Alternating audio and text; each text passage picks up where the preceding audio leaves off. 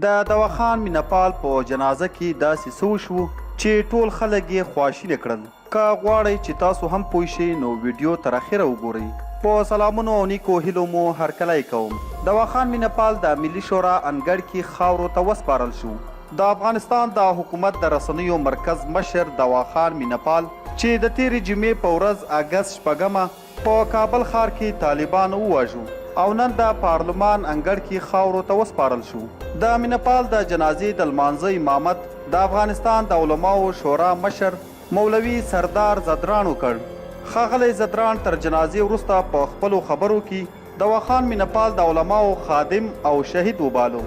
د مینهپال د جسد ښخولو مراسمو کې د هغه خپلوانو ځینو چارواکو او د ملي شورا ځینو غړو ګډون وکړ او په ډیره خواشیني او خفګان سره د جنازې مراسم ترسره شول.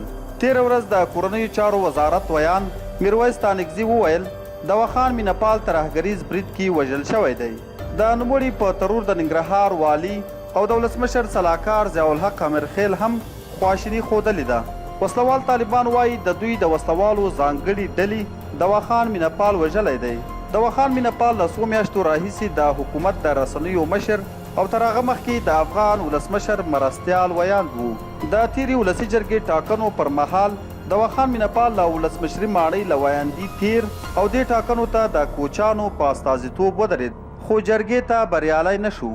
ولسمشر محمد اشرف غني د سردار محمد داود خان روغتون ته د دواخان مینهپال د مړینې لیدو او له کورنۍ سره یې خواخوږي ته ورغلی و.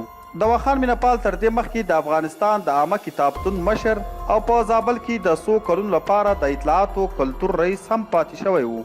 هغه یو وخت د افغانستان په سویلي ولایتونو په تیره په کندهار کې د ازادي راډیو خبریال هم و. نوموړی د کابل پوهنتون له حقوقو پوهنځي فارغ او شاعري او لیکوالي هم کوله. د مرحوم دواخان مینهپال مړینه په افغانستان کې عامو خلکو سیاسینو هم غندلې ده او په پای کې مرحوم مینهپال نن د شنبې په ورځ د پارلمان په انګړ کې خاورو ته وسپارل شو. انا لله و انا الیه راجعون. دوستانو تاسو د مینهپال صاحب او یا هم د مړینې په اړه څه ویل لرئ موږ سره په کمنټ کې ضرور شریک کړئ او د نورو داسې تازه او معلوماتي ویډیوګانو لپاره پښتون ټایم چینل همدا اوس سبسکرایب کړئ. تر بیا ښې چارې.